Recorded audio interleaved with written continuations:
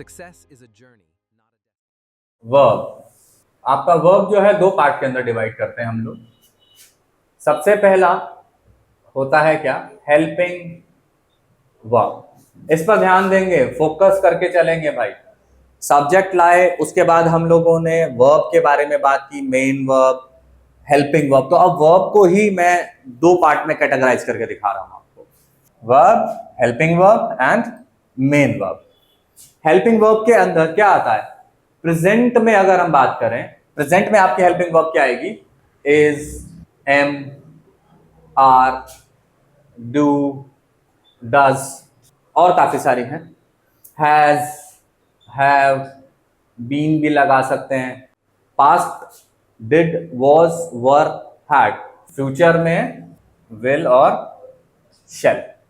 अब main verb क्या है आपका, मेन वर्ब प्रॉपरली आपके वर्ब के फॉर्म्स हैं, जैसे वर्ब का फर्स्ट फॉर्म, वर्ब का सेकंड फॉर्म, वर्ब का थर्ड फॉर्म, वर्ब का भाई फोर्थ फॉर्म भी होता है। आप लोगों को पता नहीं है तो ध्यान से इधर आप फोकस करके चलो, वर्ब का एक फोर्थ फॉर्म भी होता है।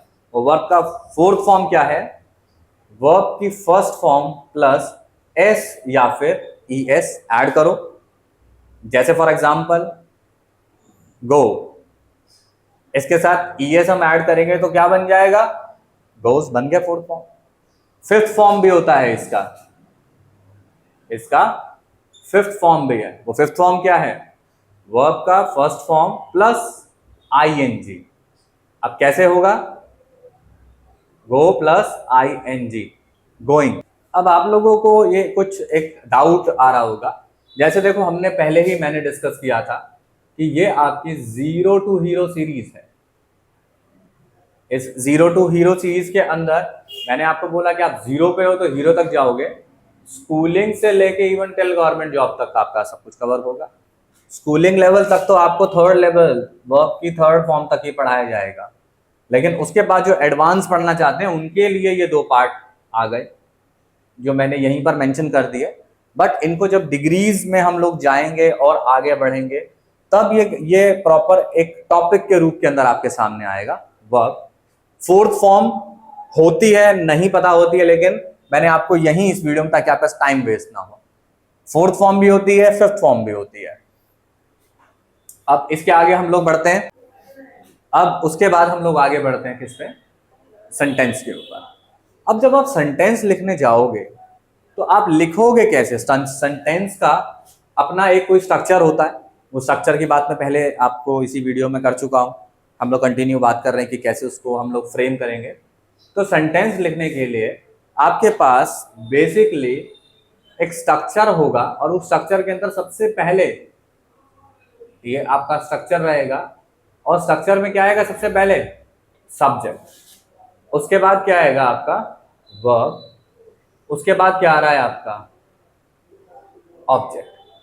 जो आप लोगों को मैंने बताया था वो मैं यहाँ पर दोबारा एक बार मेंशन कर रहा हूं, वर्ब, आपकी helping verb, main verb. Okay, अब जैसे कोई सेंटेंस में लिखता हूं आपके लिए, he is going to park.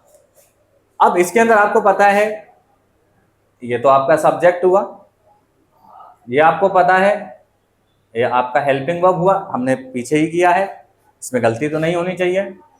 अब ये आपका वर्ब का फिफ्थ फॉर्म हो गया, टू हमने पढ़ानी है, हमें पता नहीं है।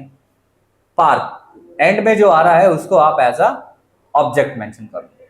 तो ये आपको एक प्रॉपर वे के अंदर आपको ये पता चल गया कि सेंटेंस के अंदर कैसे उस स्ट्रक्चर को फ्रेम करना है, और किस चीज के बाद क्या आएगा, सब्जेक्ट के बाद आपको वर्ब ही लिखना है, और वर्ब के अंदर आप ध्यान रखोगे कि आपको हेल्पिंग वर्ब लिखना है या आपको मेन वर्ब लिखना है या आपको ऑब्जेक्ट लिखना है।